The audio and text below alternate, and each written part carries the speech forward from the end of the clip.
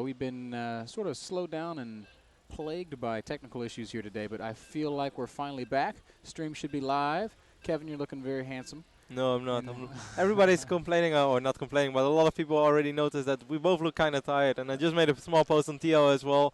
Well, the reason why we are kind of tired, well, we just can jump over to the game because, yeah, we unfortunately had to regame this game on dual side. It was looking good for Dongregu to talk a little bit about that issue, but obviously you can't really give a dev win for yeah, a 9 work and unfortunately a not. 9 worker lead. But yeah, it's a horrible. It's a sad situation, but there's nothing we can do about it. There's nothing we can change about it anymore. So let's not focus too much on the negativity. Promise you, Strelok's positive right now. He's like, yes. Strelok is probably quite positive, but Strelok is always positive, man. He's the ambitious Terran for a reason. I promise to raise my depots this time. I promise.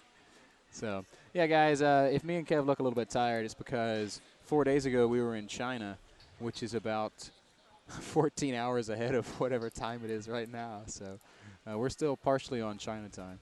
But we're getting back together. It's been a long week. It's been a long morning, but here we are. We're ready to rock and roll, play some Starcraft. Yeah, just our traveling schedule in general. As I wrote as well, we had to wake up like around 5, Berlin time or CET time yesterday, and then we had to go to the office, and we had to drive to Frankfurt. We had to fly to New York, then we had to go to the venue straight away. We had to go eat, and then we had to go to the venue again, and then we were somehow stuck here at the venue like past midnight last night. While it was basically already a 30-hour day for us. So unfortunately, we do look. It's been a stressful couple of days. Yeah. And then this morning at 4 a.m., our hotel phone starts ringing. Yeah, what the hell? Completely random. That? Some girl calls me up. I'm like, well, she's like, who is this? I'm like, it's Kevin. I'm like, who are you? She's like, Kevin? I think I have the wrong number. I'm like, yeah. I wasn't expecting any calls at 4 a.m. Anyway, guys, hopefully we can have some good Starcraft 2 games from now on. And we have cool MVP Dongregu, of course, being our Blue Zerg spawning in the left bottom side of the map. He opened up, no, actually. Hatch first. Yeah, okay, he did open up hatch first, but it seemed like a little bit late.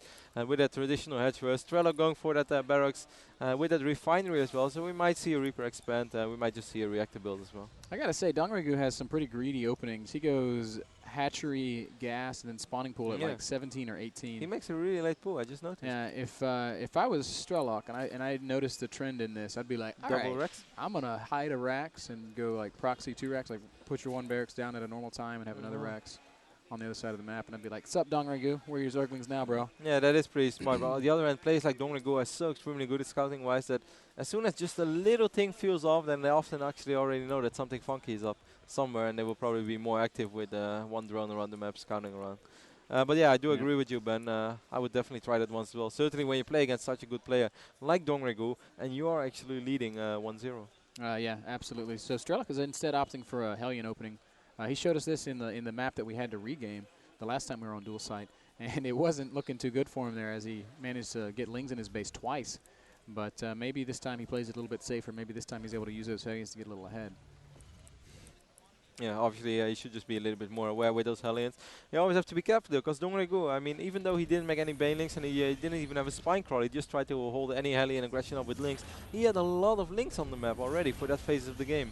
And that's obviously really nice, because even if he wouldn't have been able to make a run by, there would have been a realistic shot that he would have been able to surround the Hellions, and that would pretty much deny any kind of map control or any kind of vision basically for Strelok. Well, if you have good creep spread, Lings are pretty decent against Hellions as long as you get good engagements. And if you're on creep with speed, Lings are so fast, and it's pretty easy to surround those Hellions. So Dongregu, as you can see, his first queen in the natural drops that tumor immediately. So he's going to have a nice spread of that creep.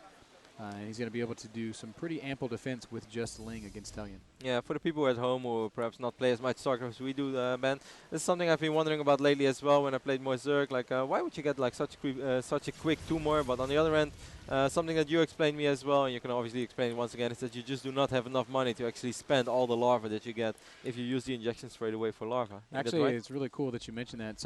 I'm always talking about the post. You make fun of me for reading TL all the time, but somebody very recently did a lot of cool math on what you can afford off of X amount of bases so far in the game. If you go hatch first, it is impossible to afford double injection. You have to, well, you don't have to, but it makes so much more sense to use 25 energy for an injection and your next 25 energy for a tumor. You just can't afford all that larva. Strelok doing a good job right there, taking out 1-2 more, but yeah, that makes a lot of sense. We already have 3 queens on the map though for Dongregu, so then obviously he's going to not only have a lot of injections, he's going to have a very decent creep spread as well. And of course, as soon as you lose a single 2 more, it doesn't mean the end of your creep spread, because you're going to have more. Actually, a lot more Hellions this time, or not a lot, but 6 Hellions right now going to try to enter the main base. Beautiful trap right there by Dongregu. Strelok is still going to be able to get up into that main base and do some harassment, though. These Hellions doing a pretty decent job. He's going to roast a few drones. I don't think he's going to get that many. We'll see. Dongregu's controlling this pretty well. Strelok as well, though. Strelok is doing a really good job right this Hellions right now. Still having 1 Hellion alive. That one does finally go down as well. He's 2 more Hellions, so he actually opened up with 8 Hellions. Something that we mentioned in the previous game, but then he actually didn't do it, and now we don't mention it, and he does do it. In the end, he actually went for 10 Hellions. Unfortunately, he did, of course, sacrifice 6, but you could say it was for the greater good, even though meant 6 Hellions for 7 drones. What do you say? I question whether or not that was worth it. And quite a few lings as well, though. Yeah, quite a few lings. He killed lings. He killed drones. I mean, at the end of the day, cost for cost, I mean, he's going to come out probably a little bit ahead. If you look at units lost, actually, Dongregu has lost more resources. But you also have to realize that Strelok lost all of his map control when he gave those Hellions away. So now Dongregu is pretty free to just drone up. Hellions will not do any more damage with queens out, with 2 spine crawlers in the natural. Now Dongregu knows all he has to do right now is drone until his spire's done. So. Excellent scouting right there by Dongregu, having that overlord around, trying to see as much as he can. Unfortunately, there wasn't all that much for him to see, but excellent in a way that he did not just blindly sacrifice that overlord and did not actually get anything out of it. Spire is almost halfway done. We still have 4 Hellions though, so there's definitely still a little bit of map control for Strelok, who's once again supply capped for quite a while at 54. He did finally have the depot going up right now, but that was a little bit sloppy. Yeah, and the more I look at this, actually, I'm thinking those 7 drones are more and more worth it, because the worker count is just so close right now. Only a 10 drone lead for Dongregu. But the thing is, Dongregu's mutas are just, they're not like, he does mutas like no other Zerg player in the world. So once they come out, I really think that worker count's going to be pulled closer and closer and closer. Strelok's eBay is done. No turrets going up yet. I feel like it's about time for that. About 9-10 minutes is when you have to start expecting. Oh, Strelok not paying attention to those Hellions at all in the middle of the map. He's going to lose 1 straight away, and he will probably end up losing those 2 as well. He's going to even lose all 4 of them. Wow, that's actually quite a big mistake. Since you mentioned before Strelok was giving up his map control, now he's really giving up his map control. Yeah, completely in the dark. Yeah, losing those 4 Hellions for no reason. He does have his first medevac on the field. But yeah, well, as we can see in the production tab, 7 Mutalisk on the way. So Strelok's going to have to be very careful right now. And oh man, how well he could have used those 4 Hellions. Strelok's leaving the map, or leaving his base with a few Marines here. He's got stim done and combat shields, so it looks like maybe even a little bit of a poke here. This could be quite smart, as Dongregu doesn't have any banelings out, and he just spent all of his gas on mutas. I can't wait for the moment you're going to mention poke in a Poke Bunny game. I'm just going to giggle like a schoolgirl. Sorry, man. That's quite all right, Kevin. I think it's funny when you giggle like a schoolgirl. But look at this little attack that Strelok's doing is probably going to deny the 3rd base of Dongregu. That's really nice. The question is, can he defend his main? Loving the Marine positioning straight away, but yeah, not a single missile turret up for Strelok at 11 minutes into the game. He does have quite a few Marines over here though, and he does have that single medevac, but excellent harassment right here by Dongregu. So despite losing that 3rd hatchery, he did kill 8 SCVs in the process. Yeah, and that's obviously that's just the start.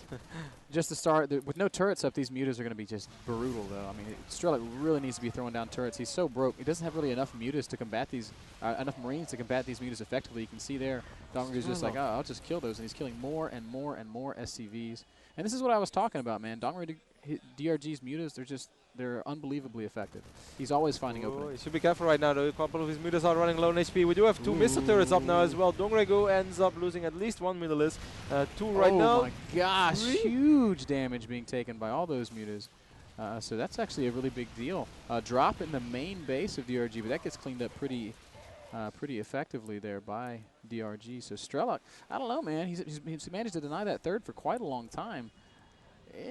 It's a pretty close game, but Strelok's got that 3rd command center. Surprised that Strelok already went for an orbital over here and then didn't actually float it over and went for a planetary fortress. Certainly on dual side, there are a lot of ways to engage this base, and I would say it's really comfortable to have a planetary over here. But then again, I'm not the Terran expert by all means, so can't really confirm that. What are your thoughts on that, Ben? I kind of agree with you. This is a hard base to defend. Yeah. You know, ultimately, we'll just have to wait and see. DRG is double expanding now that he feels like he's taken back that map control with those mutas. 13 mutas out of map. Strelok has 45 Marines on the map. Ooh, that's scary, man. That is indeed scary, certainly when there are only 4 banelings on the map. Strelak's going to try to get up a couple of additional turrets, but Dongrigo is right on top of things, kills the SCV, kills the turret as well. Quite a big stim over there by Strelak. Well, it was quite obvious that he was not able to get anything out of there, but how many medevacts do we have on the map? It's just like 1. Wow. Where's his starport? I don't even see it. No reactor on that starport. He is double queuing up medevacs, but he's supply blocked once again. Strelak looking a bit sloppy here. Yeah, perhaps a little bit tired as well, even though he's been in New York for quite a while, because he went to Atlantic City too. He was at IPL 3. I don't remember where he finished, but I think he lost in the second round of the grid, maybe even in first. A couple mutas going to get caught there by those Marines. Really nice control there by Strelak. Dongrigo are going to come poke in once again to the back of the natural, but this is just so well covered. 2 turrets in a really nice spot. One of them looks like it's going to burn down. Repair your turrets, Strelak. He does have an SCV over there. Third base is being taken now by Strelak. These mutas trying to do some damage, but really Strelak's got a pretty good hold on this. And look at the supplies, 126, 132 to 132. Very, very close game. Strelak right now moving out with quite a big army, and that's perhaps the perfect moment, because Dongrigo has been droning for quite a while. As you can see in the income tab, 68 drones against only 50 SCVs. Right now we see a lot of banelings getting morphed in straight away. This orbital is taking a ton of damage. Oh, man. DRG is just going to counter, and he's going to kill a lot of stuff. There's nothing in Strelak's natural. 4 Marines in a bunker. Now a siege tank has popped out. That'll help a bit. Strelak going to continue pushing forward onto the creep. He's leaving a lot of his army behind, though. Couple of Marines right now on the left side of the map too. Do we have dropships there? Yes, we do. We're full of Marines, so hopefully for Strelak he can do a lot of damage in the main base from Dongrigo. Dongrigo will clear this little Marine squad up. Obviously this is a little bit more scary, but those mutas are kind of in position already, so I guess he will just send the mutas over. Well, a lot of links as well. Strelak's dropping the main base of DRG. Hopeless got dropped right on top of a bunch of Zerglings. That didn't work at all, but at the same time I'm going to push down here, try to deny this natural third base again. I think, I really don't think that DRG can save this. In the meantime though, Strelak really needs to retake his own third base. His main is basically mined out. Yeah, but his third base is really low on HP, so I can imagine that he's afraid to land it, because obviously a couple of Zerglings would be able to take it out. He's repairing it with a Mew right now. I really love this move by Dongrigo. DRG, so good, catching a lot of units out in the middle of the map. The supply is starting to kind of swing into the Zerg's favor here, 153 to 130. And, you know, Strelak, he's doing some decent harass, and he's making some nice moves here, but now his army, he's got like this whole big army that's just sort of stranded. How are you going to go home, Strelak? That is a pretty good question, Ben. And we do not have to have well, actually we have 2 manufacturers over here. They're both low on HP though, so it's going to be hard for him to transfer any Marines. And once again, quite a big stim over there, but he has a little bit of energy. I think Strelak is stimming a lot of things unnecessary. Dongrigo goes just slowly but steady bumping up his army. Setting up a big surround. He's got units to the left, units above, units below. Here comes everything, and this army is just going to get squashed. There's nothing Strelak's going to be able to do here. Marines are being microed pretty well. All the banelings, oh, no, there they are. They were left behind, and now the Marines are screwed. Very nicely controlled there by Dongrigo, as Strelak, at the same time, going to push over here at the side. Banelings! Oh, banelings indeed. Dongrigo having banelings all around the map, and that was really quite sloppy by Strelak though. Obviously it's really hard to keep up against a player like Dongrigo, who is literally all over the place all the time. But Strelak with his Brood War pass is obviously quite a fast player as well, and he should be able to at least deal with that kind. And that's sloppy, because a single drop like that can really, well, it wasn't even a drop, but one Marine squad like that with a little bit of medevac assistance can really change up things. But yeah, if you lose your 8 Marines like that to a single baneling, or 2 of them. Oh no, Strelak's managed to get a Thor stuck in his main base. That's actually a huge investment to have just sitting there. It's stuck between some add-ons. At the same time, DRG looks like he wants to poke into the natural expansion here with a lot of units, and this could actually be the end of this second game here. Stim used on those Marines right now. We still have a lot of banelings. A lot of those banelings actually blowing up on the bunker, but doing a decent job right now. Banelings rolling in the SCV line, killing a lot of SCVs. Then we do have the Tor, which you said is stuck. Yeah, ouch, ouch, ouch. The further to the right, yeah, you can see that stuck Thor now. Over there between all the it's like the best turret ever. Mutas are never going to harass those add-ons. Oh, Strelak. But beyond that, man, DRG just in absolute command of this game right now. 166 supply to 116. All the map control in the world. Dongrigo expanding all over the place. And Strelak, you know, trying to hang in there, but really he's just broke right now. He's lost too many SCVs. His main is mined out. He's basically mining on one base, which is no bueno, Kev. to say the least. Greatest Pirates on its way as well for Dongregul. He's getting those upgrades, even getting the Adrenaline glance for the Zerglings. It's something I love, unless I'm playing against it, then I sincerely hate it. Yeah. 2 upgrades for the Lynx as well. We have Corruptors now on the way, and I guess Dongregul is just going to sit it out and wait for Broodlords. And yeah, you can't blame him. Yeah, no reason at all for him to force the issue here. He could force the issue, and he could just win the game, quite frankly. Nope, Fungal not going to go down. I do think Dongregul could just brute force it, but there's nothing wrong with waiting when you're in this kind of a position. 2 bases ahead, way ahead in tech, way ahead in supply. What can Strelok really do? Yeah, I don't really see it either. Even though 200 supply Terran can always be a little bit scary. The good thing for Strelok is that he only has 46 SUVs, which is not a good thing in some situations. But regard army-wise, it's obviously it is a little bit of a good thing, because it means that his 137 supply is a little bit more scary. Oh my God! Look at the production tab of Dongregul. It's just like across half the screen. Yeah, it's pretty sick. Upgrades, queens, corruptors, lings, spore crawlers, and spine crawlers, and even a couple creep tumors going down. Strelok is going to get caught out of position one more time here. Mutas are all stacked up, though. They're going to take quite some damage from the Thors. DRG rolling in with everything, and Strelok just dies. Yeah, doing a decent job. A couple of Marines did still survive, but we still have quite a few Mutalisks over here for Dongregul, who will be able to clear up this little Marine force from Strelok. Strelok is, meanwhile, going to drop once again on the south side of the map, though. And look at Dongregul. Even before the Marines fired a single shot, he was already moving his units. Excellent map control right there. Fantastic awareness by map Dongregul. awareness, yes. Yeah, drones are pulled, lings are in a good position. Strelok might try to go drop this gold base, but really, it just doesn't matter that much. He's down 50 supply. The first Broodlords they're morphing in somewhere. There they are. They're in the center of the map. So Broodlord and Fest are going to go close in on the 3rd base of Strelok, and I do feel like that's almost certainly going to be the killing blow. As a matter of fact, taking a little bit of damage from this queen. Nothing that Dongregul can really do. He's going to lose that queen. He does have 2 spine crawlers as well, but if he lands 1 fungo, then it's obviously going to be a sad story for Strelok. Strelok did manage to take out this hatchery though, so kudos to Strelok for that one. But there are Marines over here. He's dropping Marines right on top of the Banelings. Obviously, I meant Banelings. First, Dongregul is going to try to clear this up now as well on the left side of the map. And I don't know, man. Strelok is hanging in there, but I don't really see this going anywhere. Yeah, Strelok's working really hard to not die here, but I really feel like maybe he's just trying to make DRG sweat a little bit. But really, I mean, this game's pretty over. Yeah, to say the least. Dongregul still more than 80 supply ahead. Strelok did finally secure that 3rd base, and his income is actually still remotely decent. I mean, 1,600 minerals a minute, 500 gas, that is decent. He's going to be able to snipe that overseas. It's a good job right there. But he doesn't really have any cloak units. Dongregul is right now going to catch this army off guard. Once again, a lot of Marines and tanks falling. Nice fungal going down there. The Marines fall. The last siege tank going to fall. Strelok does have a small hit squad remaining, but it's just going to get cleaned up by all these Zerg units.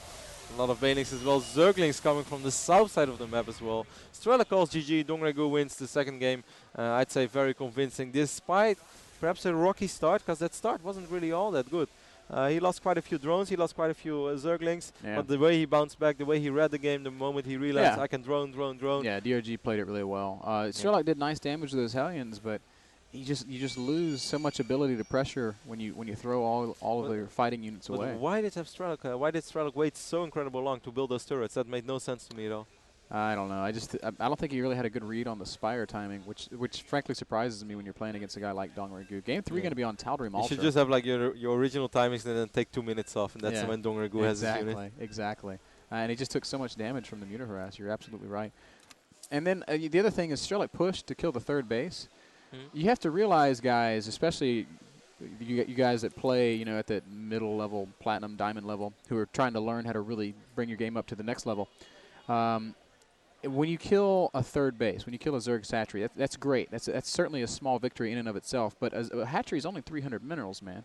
It's not worth an army. You never ever donate an army to kill a base when you're talking about Zerg. It's so much easier for Zerg to just be like, all right, whatevs. I'll take those 4 siege tanks and all those Marines and those medevacs, and I'll just expand on the other side of the map, which is exactly what Dongregul did.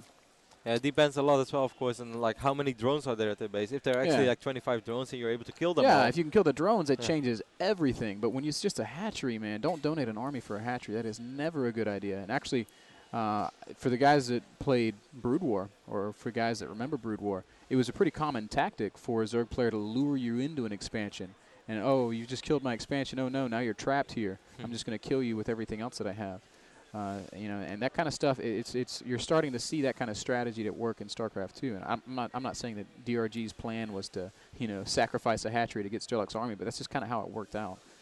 So moral of the story: army is worth more than a hatchery, and you have to be so careful, especially as a Terran player, because an army is a hard thing to replace. Makes a lot of sense, man.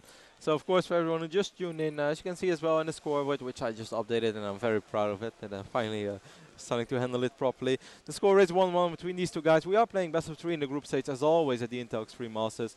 These two players are playing in Group B, which is filled up by Strifeco and Gatorade. How should I say the Protoss name? Gatorade? Gatorade. Gatorade And Strife Crow.